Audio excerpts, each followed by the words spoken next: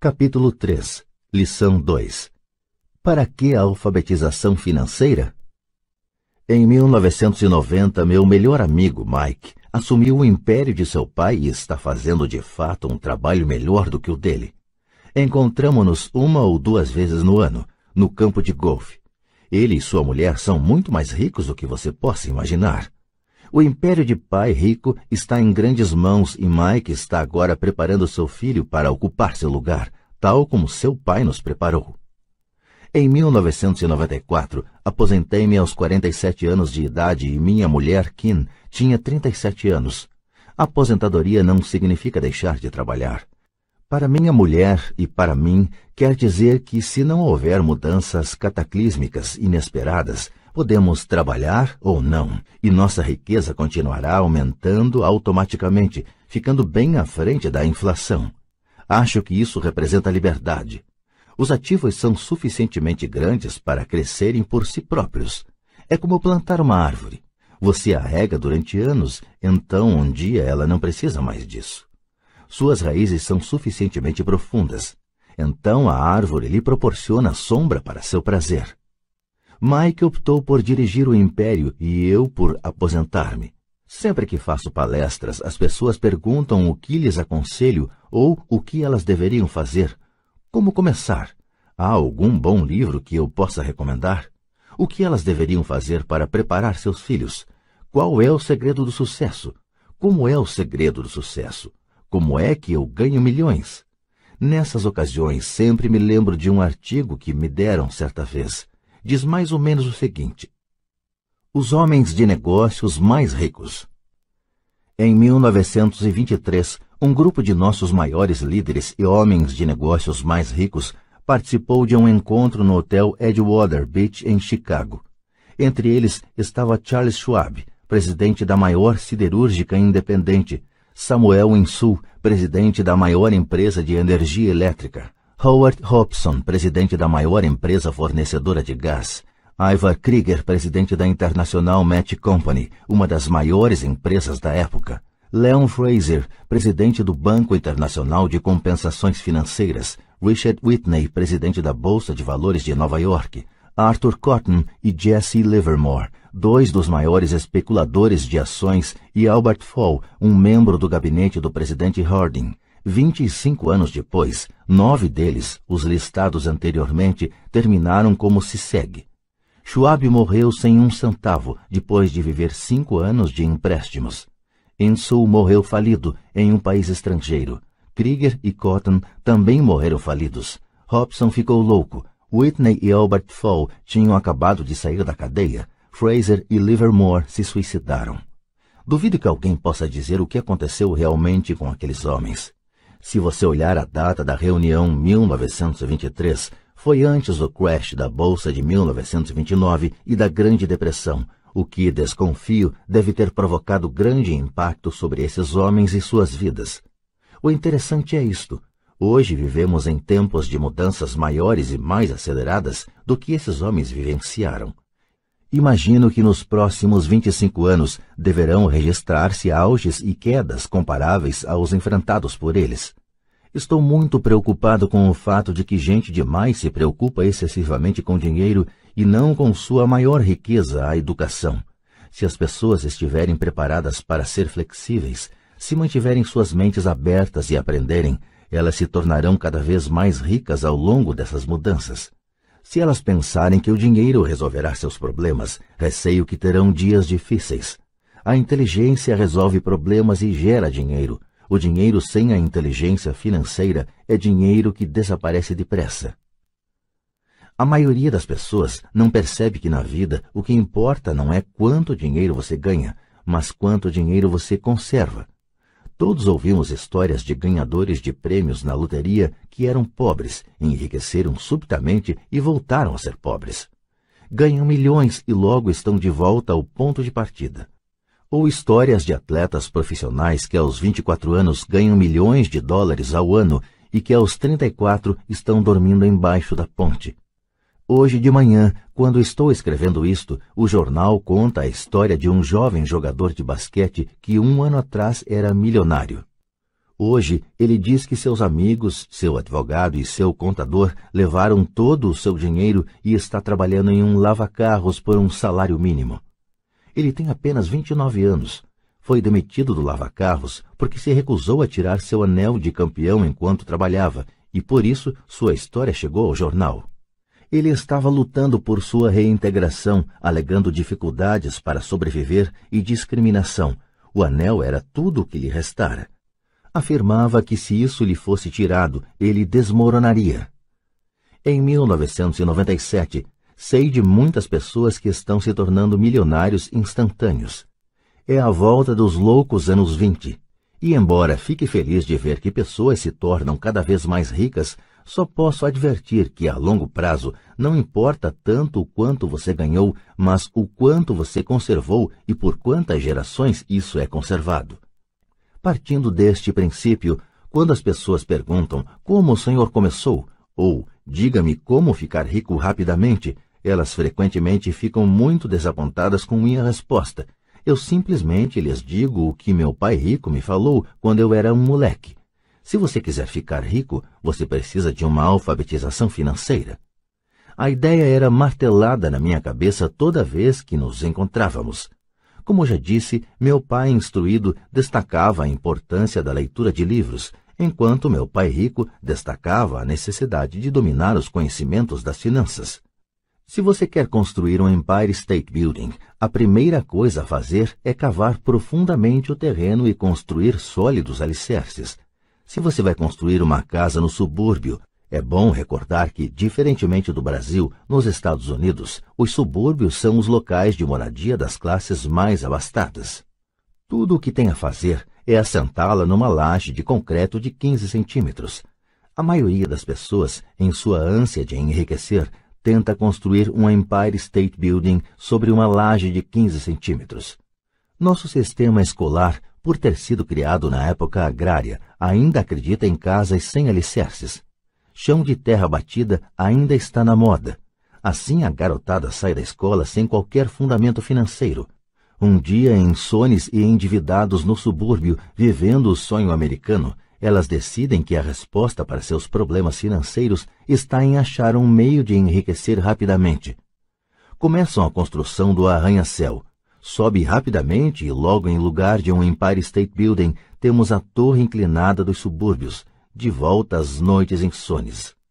No meu caso e no de Mike, quando adultos as nossas escolhas foram possíveis porque fomos ensinados a construir sólidos alicerces quando éramos apenas crianças. Agora vejamos, a contabilidade é possivelmente um dos assuntos mais áridos do mundo e pode também ser o mais confuso. Mas se você quiser ser rico, pode ser o assunto mais importante. A questão é como pegar um tema entediante e confuso e ensiná-lo a crianças. A resposta é: simplifique. Comece por ensiná-lo por meio de figuras. Meu pai rico construiu um sólido alicerce financeiro para Mike e para mim. Já que éramos apenas crianças, ele criou uma forma muito simples de ensinar. Durante anos, ele apenas fazia desenhos e usava palavras. Mike e eu entendíamos os desenhos simples, o jargão, o movimento do dinheiro e então, anos mais tarde, pai rico começou a incluir números. Hoje, Mike domina uma análise contábil muito mais complexa e sofisticada porque precisa disso. Ele tem que controlar um império de $1 bilhão.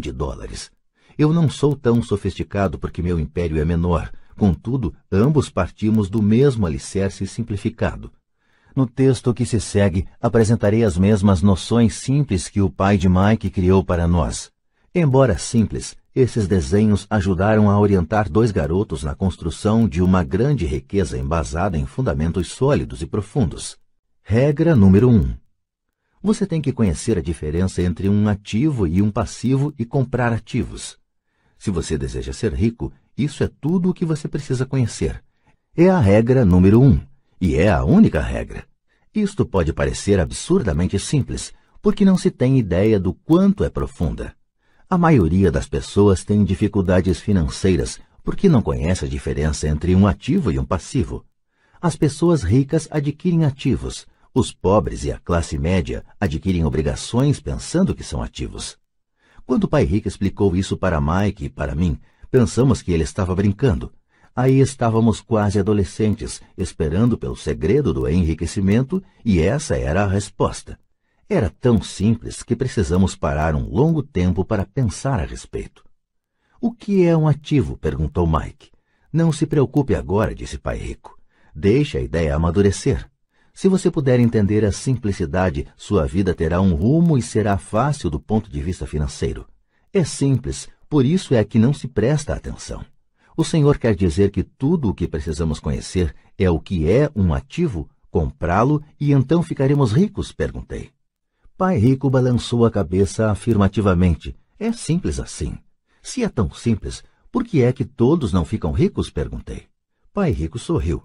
Porque as pessoas não sabem distinguir um ativo de um passivo. Lembro-me de ter perguntado como é que os adultos podem ser tão ignorantes?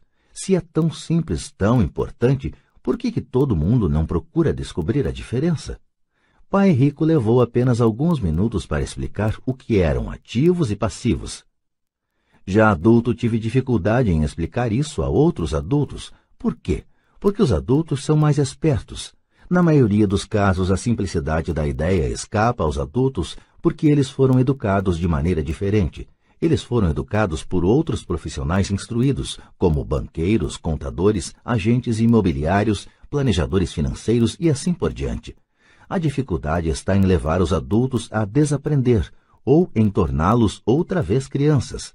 Um adulto inteligente frequentemente se sente diminuído ao prestar atenção em definições simplistas. Pai Rico acreditava no princípio SE, simplifique estúpido, de modo que ele simplificou as coisas para os dois garotos e deu-lhes uma sólida base financeira. O que provoca a confusão? Ou como algo tão simples pode parecer tão enrolado? Por que alguém compraria um ativo que na verdade era uma obrigação? A resposta está nos conhecimentos básicos. Pensamos em alfabetização e não em alfabetização financeira. O que define se algo é um ativo ou é um passivo não são as palavras. De fato, se você quer ficar realmente confuso, procure as palavras ativo e passivo no dicionário. Sei que um contador pode achar boa a definição, mas para a pessoa média não faz sentido. Mas nós adultos muitas vezes somos orgulhosos demais para admitir que algo não faz sentido. Quando éramos garotos, Pai Rico falava: o que define um ativo não são as palavras, mas os números. E se você não puder ler os números, você não pode distinguir um ativo de um buraco no chão. Na contabilidade, dizia Pai Rico, não importam os números, mas o que os números contam. É como as palavras. Não são as palavras, mas as histórias que elas nos contam. Muitas pessoas leem, mas não entendem muita coisa. É a chamada compreensão da leitura. E todos temos habilidades diferentes no que se refere à compreensão da leitura. Por exemplo, recentemente comprei um novo aparelho de vídeo. Junto vinha um manual que explicava como fazer gravações. Tudo o que eu queria era gravar meu programa preferido numa sexta-feira à noite. Quase fiquei maluco tentando ler o manual. Nada no meu mundo é tão complexo quanto programar a gravação do vídeo. Eu li as palavras, mas não entendi nada. Eu tiro 10 no reconhecimento das palavras, mas tiro 0 na compreensão. E o mesmo acontece com a maioria das pessoas quando se trata de demonstrações financeiras. Se você quer ficar rico, você tem que ler e entender os números. Ouvi meu pai rico repetir isso 1000 vezes e também aprendi: os ricos adquirem ativos e os pobres e a classe média adquirem obrigações. Aqui está a maneira de distinguir ativos de passivos. A maioria dos contadores e profissionais das finanças não concorda com as definições, mas estas noções simples foram o início de uma base financeira sólida para 2 garotos. Para ensinar a pré-adolescentes, Pai Rico simplificou tudo durante anos, usando tantos exemplos quanto possível, o menor número de palavras possível e nenhum número. Para demonstrar o padrão de um fluxo de caixa de um ativo e de um passivo, você pode desenhar 2 retângulos divididos ao meio por uma linha. No primeiro, nomeie uma das partes como renda e a outra como despesa. Este desenho vai chamar-se demonstração de renda, muitas vezes chamada de demonstração de lucros e perdas. Mede rendas e despesas, dinheiro que entra e dinheiro que sai. No segundo retângulo, nomeie uma das partes de ativos e outra de passivos. Este desenho vai chamar-se balanço, porque representa o equilíbrio entre ativos e passivos. Trace uma linha levando de ativos até renda e outra linha levando de passivos para despesa e daí para fora do retângulo. Muitos novatos nas finanças não conhecem a relação entre a demonstração de renda e o balanço. O entendimento desta relação é vital. A principal causa da dificuldade financeira está simplesmente no desconhecimento da diferença entre um ativo e um passivo. E a confusão decorre da definição das duas palavras. Se você quer uma lição de confusão, busque no dicionário as palavras ativo e passivo. Isto pode fazer sentido para contadores formados, mas para as pessoas comuns parece que está escrito em mandarim. Você lê as palavras da definição, mas o entendimento verdadeiro é difícil. Como disse anteriormente, meu pai rico dizia para 2 garotos que ativos põem dinheiro no seu bolso. Simpático, simples e útil. Agora que ativos e passivos foram definidos nos desenhos que você fez e que chamaremos de diagramas, pode ficar mais fácil o entendimento das palavras. Um ativo é algo que põe dinheiro no meu bolso. Um passivo é algo que tira dinheiro do meu bolso. Isso é o que você realmente precisa saber. Se quer ser rico, simplesmente passe sua vida comprando ativos. Se quer ser pobre ou pertencer à classe média, passe a vida comprando passivos. É o desconhecimento dessa diferença que provoca a maior parte das dificuldades financeiras na vida real. Analfabetismo, tanto de palavras quanto de números, é a base das dificuldades financeiras. Se as pessoas têm problemas com as finanças, existem dados que elas não podem ler, sejam palavras, sejam números. Alguma coisa não está sendo compreendida. Os ricos são ricos porque possuem nível de alfabetização superior ao das pessoas com dificuldades financeiras. Se você quer ficar rico e conservar sua fortuna, é importante ser alfabetizado do ponto de vista financeiro, tanto em palavras quanto em números. As linhas que você desenhou nos diagramas representam o movimento do dinheiro ou fluxo de caixa. Números dizem pouco, palavras também dizem pouco. É a história que conta. Nas demonstrações financeiras, a leitura dos números é a busca pelo enredo, pela história. A história de para onde o dinheiro está indo. Em 80% das famílias, a história financeira é um percurso de trabalho árduo na tentativa de progredir. Não porque não ganhem dinheiro, mas porque passam suas vidas comprando passivos no lugar de ativos. No exemplo de fluxo de caixa de uma pessoa pobre ou de um jovem que ainda mora com os pais, teríamos uma renda proveniente de um emprego e nas despesas teríamos impostos, alimentação, aluguel, vestimentas, diversão e transporte. Nada em ativos, nada em passivos. No exemplo de uma pessoa de classe média, teríamos igualmente uma renda gerada por emprego, mas nas despesas, além das citadas, estaria incluída uma hipoteca imobiliária. Também não teríamos nada em ativos, mas em passivos estariam hipoteca imobiliária, empréstimos, cartões de crédito. No fluxo de caixa de uma pessoa rica, as rendas seriam geradas por dividendos, juros, renda imobiliária, royalties. Nada nas despesas, nada em passivos. Em ativos teríamos ações, títulos, promissórias, imóveis, propriedade intelectual. Todos esses exemplos estão obviamente bastante simplificados. Todos têm despesas de subsistência, necessidade de alimentação, moradia e vestimentas. Os diagramas mostram o fluxo de caixa na vida de pessoas pobres da classe média e ricas. É esse fluxo de caixa que conta a história. É a história de como a pessoa lida com o dinheiro e o que faz depois que tem o dinheiro em mãos. Comecei apresentando a história dos homens mais ricos dos Estados Unidos porque quis ilustrar a falha no pensamento de tantas pessoas. A falha é considerar que o dinheiro resolverá todos os problemas. É por isso que me arrepio quando ouço as pessoas perguntando como ficar ricas rapidamente, ou por onde começar. Muitas vezes ouço, estou endividado, por isso preciso ganhar mais dinheiro.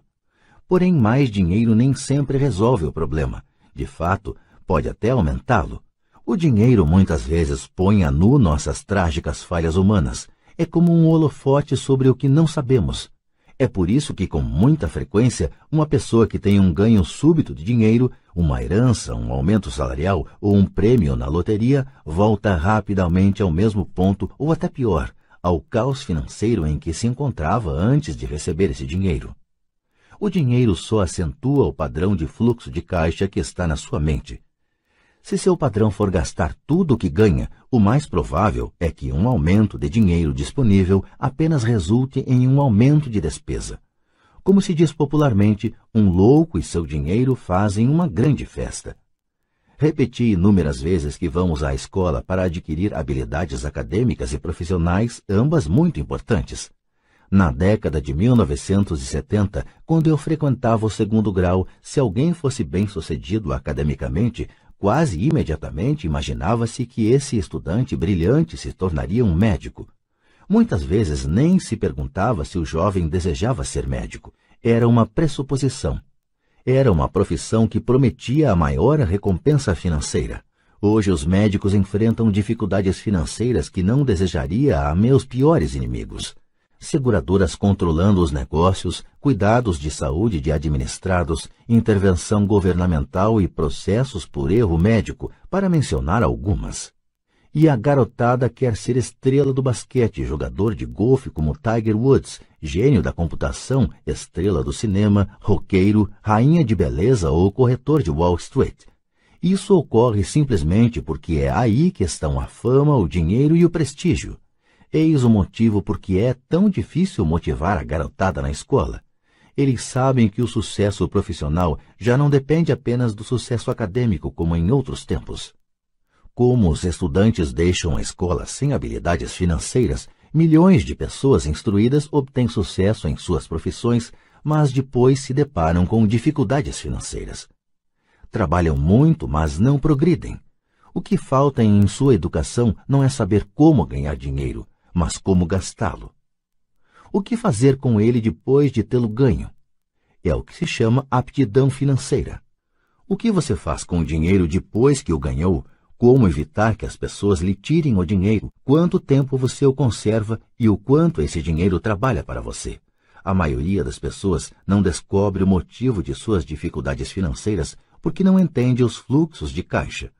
Uma pessoa pode ser muito instruída, bem-sucedida profissionalmente e ser analfabeta do ponto de vista financeiro. Essas pessoas muitas vezes trabalham mais do que seria necessário porque aprenderam a trabalhar arduamente, mas não como fazer o dinheiro trabalhar para elas. A história de como a conquista de um sonho financeiro se transforma em um pesadelo financeiro. A visão cinematográfica de pessoas trabalhadoras tem um padrão definido. Recém-casados, jovens altamente instruídos, felizes, mudam-se para um de seus pequenos apartamentos alugados. Imediatamente percebem que estão poupando dinheiro, porque dois podem viver com a mesma despesa de um. O problema é que o apartamento é apertado. Decidem então poupar para comprar a casa de seus sonhos e ter filhos.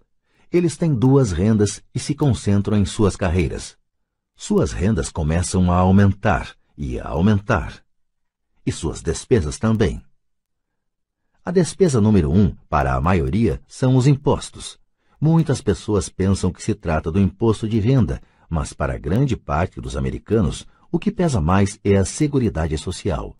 Para o empregado, parece que a contribuição para a Seguridade Social, combinada com a do Medicare, é de cerca de 7,5%, mas na verdade é de 15%. Porque o empregador deve dar uma contrapartida do mesmo montante. Essencialmente, esse é um dinheiro que o empregador não pode pagar a você. Além disso, você ainda paga imposto de renda sobre a quantia deduzida de seus salários para a Seguridade Social. Renda essa que você nunca recebeu porque foi transferida na fonte para a Seguridade Social. E seu passivo também aumenta. Isso é visto mais claramente se voltarmos ao caso do jovem casal. Em consequência do aumento de suas rendas, eles resolvem comprar a casa de seus sonhos. Uma vez adquirida, eles pagam um novo imposto, o chamado imposto de propriedade. Então, eles compram um carro novo, novos móveis e novos eletrodomésticos para montar um novo lar. E de repente acordam e a coluna do passivo está atulhada de dívidas hipotecárias e do cartão de crédito. Agora eles estão aprisionados na corrida dos ratos. Chega o primeiro filho. Eles trabalham ainda mais. Mais dinheiro e mais impostos. A chamada escalada da alíquota. Um cartão de crédito chega pelo correio. Eles o usam. Mais despesa. Uma financeira telefona e diz que seu maior ativo, sua casa, teve seu valor aumentado. A empresa oferece um empréstimo de consolidação, porque sua ficha é tão boa e lhes diz que o mais inteligente a fazer é zerar os altos juros ao consumidor, liquidando seu débito junto ao cartão de crédito. E, além de tudo, os juros pagos sobre a hipoteca imobiliária podem ser deduzidos do imposto de renda. Eles aceitam e zeram os débitos de seus cartões de crédito onerados pelos elevados juros ao consumidor. Eles suspiram aliviados. A dívida com o cartão de crédito está encerrada. Agora suas dívidas de consumo estão somadas à hipoteca imobiliária de sua casa própria. As prestações mensais são reduzidas porque ampliaram o financiamento para 30 anos. É atitude muito inteligente. O vizinho os convida para irem às compras. Afinal, está começando a liquidação do Memorial Day, uma chance de poupar algum dinheiro. Eles se dizem, não vamos comprar nada, só vamos olhar. Mas para a eventualidade de achar uma boa oferta, põe aquele novo cartão de crédito na carteira. Encontro este jovem casal a toda hora. Seus nomes mudam, mas seu dilema financeiro é o mesmo. Eles vêm a minhas palestras para ouvir o que eu tenho a dizer. Perguntam-me, o senhor pode nos dizer como ganhar mais dinheiro? Seus hábitos de compra os levam a buscar mais renda. Eles nem sabem que o problema está na forma que escolheram para gastar o dinheiro que têm. São provocados por seu analfabetismo financeiro e por não entenderem a diferença entre um ativo e um passivo.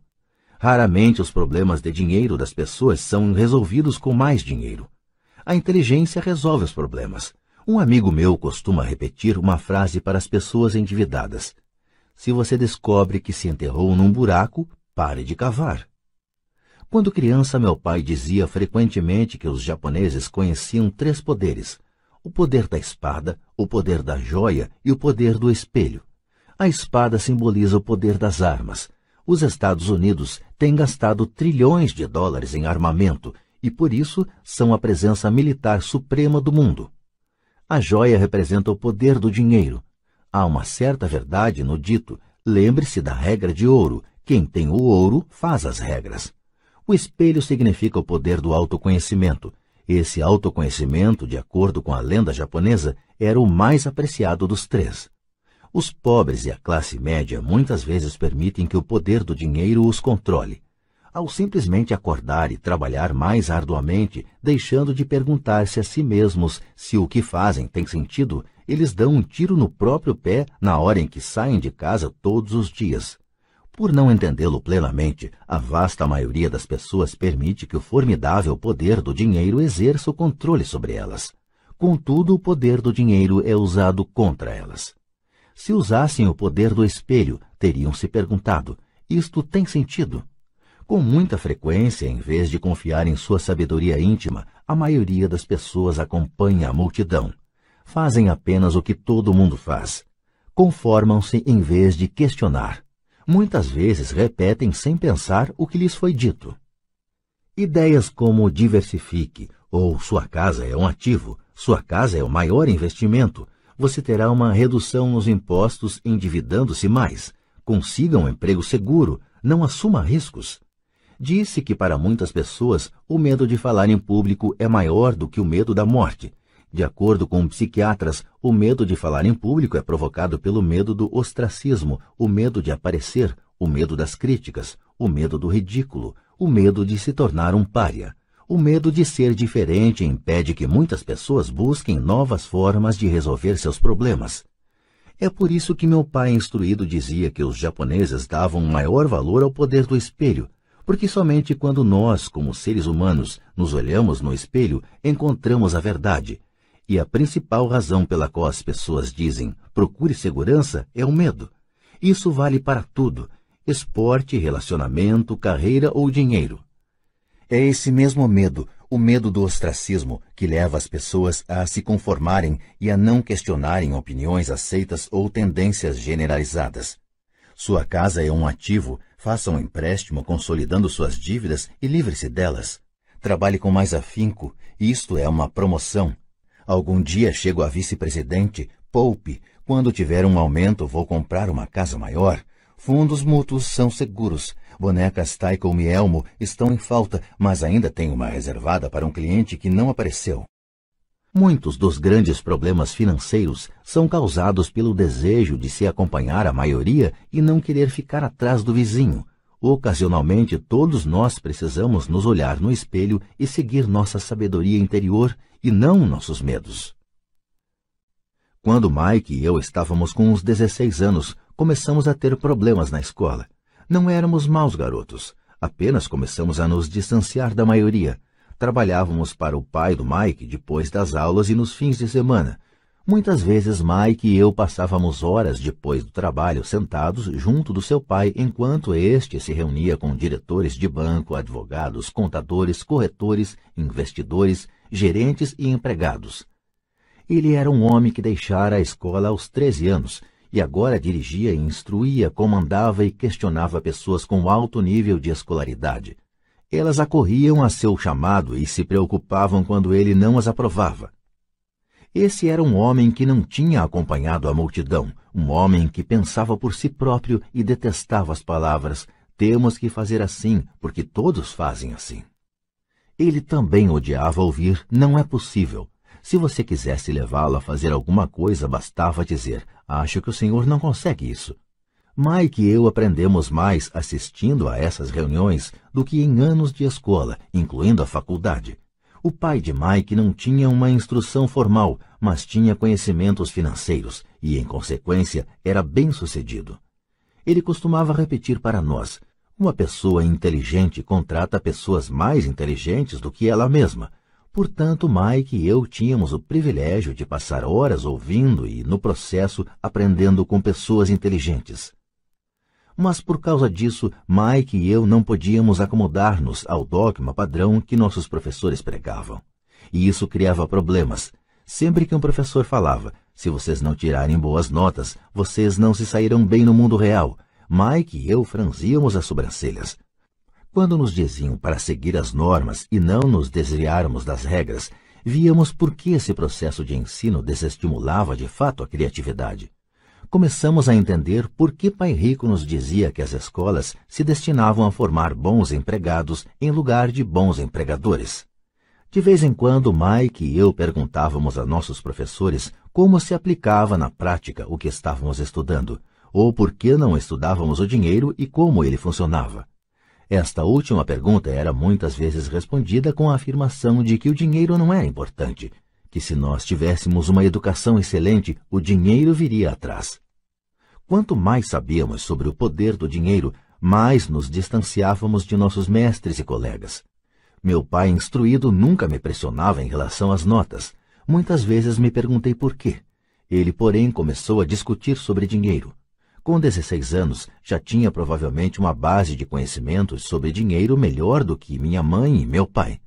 Eu sabia escriturar livros contábeis, ouvia especialistas em tributação, advogados especializados em questões empresariais, gerentes de banco, corretores imobiliários e investidores.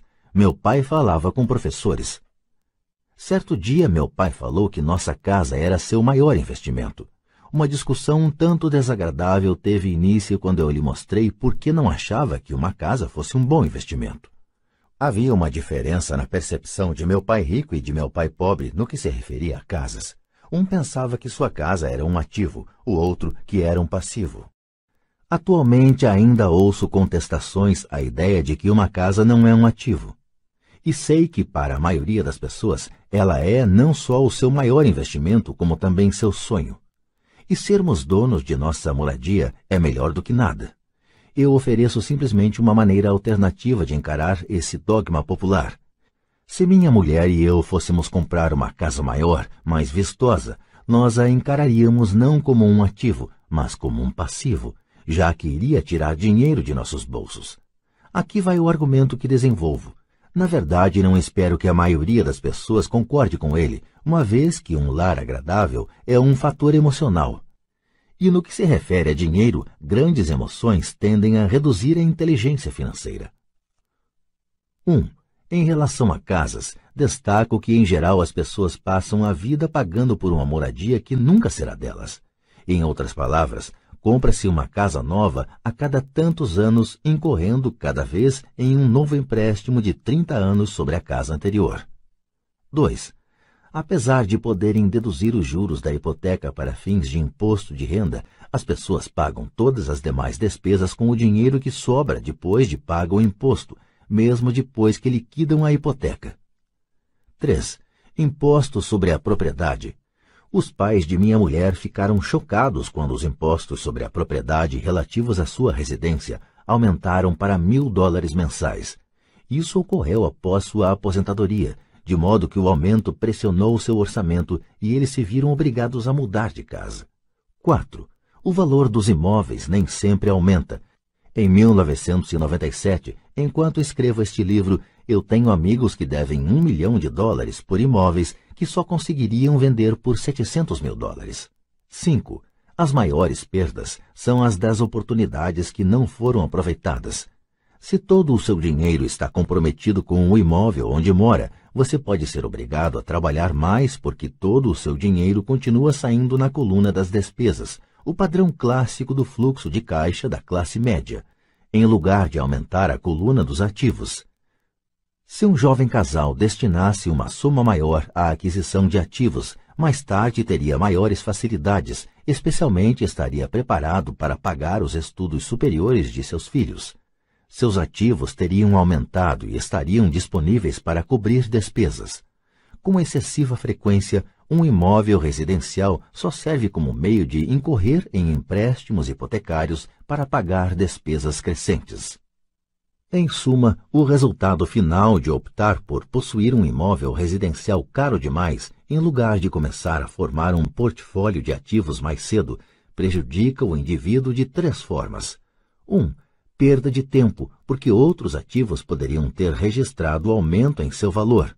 2.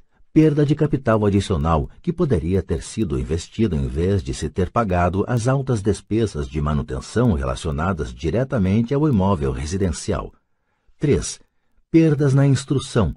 Com muita frequência, os casais consideram seu imóvel residencial, as poupanças e o plano de aposentadoria como o total de sua coluna de ativos. Como não têm dinheiro para investir, eles simplesmente não investem.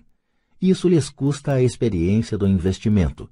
Quase nunca conseguem tornar-se o que o mundo dos investimentos denomina um investidor sofisticado, e os melhores investimentos são em geral oferecidos aos investidores sofisticados, que por sua vez vendem-nos às pessoas que buscam a segurança.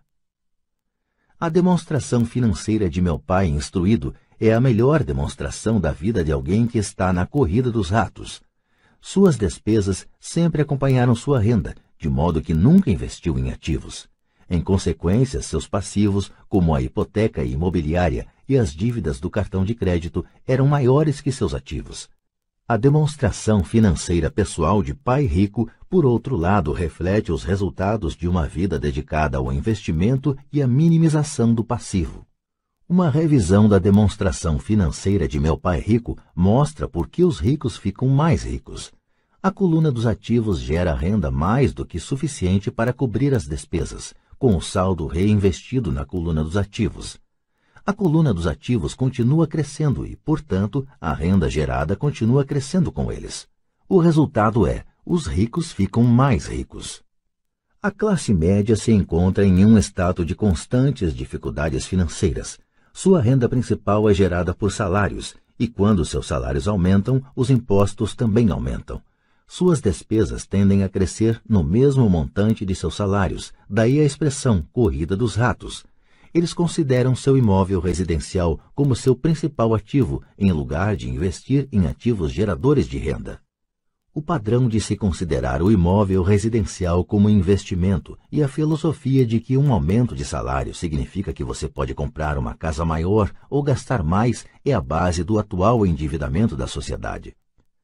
Este processo de despesa crescente faz com que as famílias se endividem mais e tenham mais incerteza financeira, mesmo quando progridem no emprego e recebem aumentos salariais regulares. Esta é uma vida muito arriscada decorrente da precária instrução financeira. A maciça perda de empregos da década de 1990, o downsizing das empresas, trouxe à luz a instabilidade financeira da classe média. De repente, os planos de pensão das empresas estavam sendo substituídos por planos 401k, planos de contribuição definida em que a aposentadoria resulta do montante acumulado ao longo dos anos e que são o oposto dos antigos planos de aposentadoria em que o benefício era definido. A Seguridade Social está obviamente com problemas e não pode ser considerada uma alternativa de aposentadoria. O pânico se instalou na classe média. O bom nestes dias é que muitas dessas pessoas reconheceram esses problemas e começaram a aplicar em fundos mútuos. Este aumento nos investimentos é responsável em boa medida pela acentuada alta do mercado de ações. Hoje, mais e mais fundos mútuos estão sendo criados em resposta à demanda da classe média. Os fundos mútuos são populares porque representam segurança. Os aplicadores médios dos fundos de pensão estão demasiadamente ocupados trabalhando para pagar impostos e hipotecas imobiliárias e têm dificuldade em poupar de modo a poder pôr seus filhos na faculdade e liquidar as dívidas do cartão de crédito. Não têm tempo de aprender a investir, de modo que confiam na experiência do administrador do fundo mútuo. Como o fundo mútuo também inclui muitos tipos diferentes de investimento, tem-se uma sensação de segurança porque o fundo é diversificado. Este grupo da classe média instruída aceita o dogma da diversificação, defendido por corretores de fundos mútuos e consultores financeiros. Procure a segurança, evite o risco. A verdadeira tragédia, contudo, é a falta de instrução financeira precoce, responsável pelo risco enfrentado pela pessoa comum da classe média. A razão é que precisam procurar a segurança porque uma situação financeira é, na melhor das hipóteses, precária. Seus balanços não fecham, estão atulhados de passivos, sem verdadeiros ativos para gerar renda. Em geral, sua única fonte de renda é o contra-cheque. Seu modo de vida depende totalmente do empregador. Sendo assim, quando os verdadeiros negócios de sua vida aparecem, essas mesmas pessoas não podem aproveitar a oportunidade. Elas devem procurar a segurança porque estão trabalhando muito, pagando impostos máximos e assoberbadas de dívidas. Como disse no início da sessão, a regra mais importante é conhecer a diferença entre um ativo e um passivo. Uma vez que você consiga entender a diferença, concentre seus esforços na compra exclusiva de ativos geradores de renda. Essa é a melhor maneira de dar o primeiro passo para se tornar rico. Continue fazendo isso e sua coluna dos ativos crescerá. Concentre-se em reduzir passivos e despesas. Isso aumentará o dinheiro disponível para continuar aumentando a coluna dos ativos. Logo, a base de ativos será tão profunda que você poderá permitir-se olhar para investimentos mais especulativos. Investimentos que podem ter retornos que variam de 100% ao infinito. Investimentos em que $5.000 podem se transformar rapidamente em $1 milhão ou mais. Investimentos que a classe média considera demasiado arriscados. O investimento não é arriscado. É a falta de simples inteligência financeira, a começar pela alfabetização financeira, que leva o indivíduo a ser muito arriscado. Se você fizer o que as massas fazem, você estará na seguinte situação. Como empregado possuidor da casa própria, seus esforços no trabalho em geral resultam no seguinte. 1. Você trabalha para alguém. Os esforços e o sucesso da maioria das pessoas assalariadas ajudarão a garantir o sucesso, o enriquecimento e a aposentadoria do dono da empresa e de seus acionistas. 2. Você trabalha para o governo. O governo fica com uma parte de seu contra-cheque antes mesmo que você veja o dinheiro. Ao trabalhar mais, você simplesmente aumenta o montante de impostos que o governo arrecada. A maioria das pessoas trabalha de janeiro a maio apenas para o governo. 3. Você trabalha para o banco. Depois dos impostos, sua maior despesa é, em geral, a hipoteca imobiliária e a conta do cartão de crédito. O problema decorrente de simplesmente trabalhar mais é que cada uma dessas 3 parcelas leva consigo uma parte maior de seu esforço. Você precisa aprender a fazer com que seus maiores esforços beneficiem diretamente você e sua família.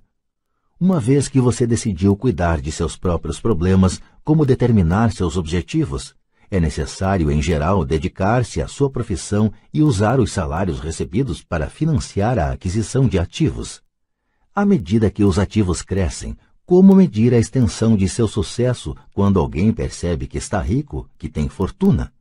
Da mesma maneira que tenho minhas definições de ativos e passivos, também tenho minha própria definição para a riqueza. Na verdade, eu a tomei emprestada de alguém chamado Buckminster Fuller. Alguns o consideram um charlatão e outros um gênio vivo. Anos atrás, ele criou um auê entre os arquitetos ao solicitar a patente para algo chamado um domo geodésico. Mas, ao fazer isso, ele também falou algo sobre a riqueza. Parecia à primeira vista muito confuso, mas depois de relê-lo algumas vezes começou a fazer sentido. A riqueza é a capacidade de uma pessoa sobreviver tantos dias a mais, ou, se eu parar de trabalhar hoje, por quanto tempo poderei sobreviver? Ao contrário do patrimônio líquido, a diferença entre ativos e passivos, que frequentemente está repleta com o lixo caro e as opiniões de pessoas sobre o valor das coisas, esta definição cria a possibilidade de desenvolver uma mensuração verdadeiramente acurada. Poderia assim medir e saber realmente em que pé estou em termos de meu objetivo de tornar-me financeiramente independente. Embora o patrimônio líquido frequentemente inclua ativos que não geram dinheiro, como objetos comprados e agora abandonados num canto da garagem, a riqueza mede quanto dinheiro seu dinheiro está gerando e, portanto, sua sobrevivência financeira. A riqueza é a medida do fluxo de caixa gerado pela coluna dos ativos em comparação com a coluna das despesas. Vejamos um exemplo. Digamos que o fluxo de caixa da minha coluna de ativos gere $1.000 por mês e que eu tenha despesas mensais de $2.000. Qual é a minha riqueza? Voltemos à definição de Buckminster Fuller. Usando essa definição, quantos dias para frente posso sobreviver? Consideremos um mês de 30 dias. Por essa definição, eu tenho um fluxo de caixa suficiente para meio mês. Quando eu tiver alcançado um fluxo de caixa gerado por meus ativos de $2.000, então eu serei abastado. Ainda não estou rico, mas sou abastado. Agora eu tenho uma renda gerada por ativos a cada mês que cobre totalmente minhas despesas mensais. Se eu desejo aumentar essas despesas, preciso primeiro aumentar o fluxo de caixa gerado por meus ativos para manter esse nível de vida.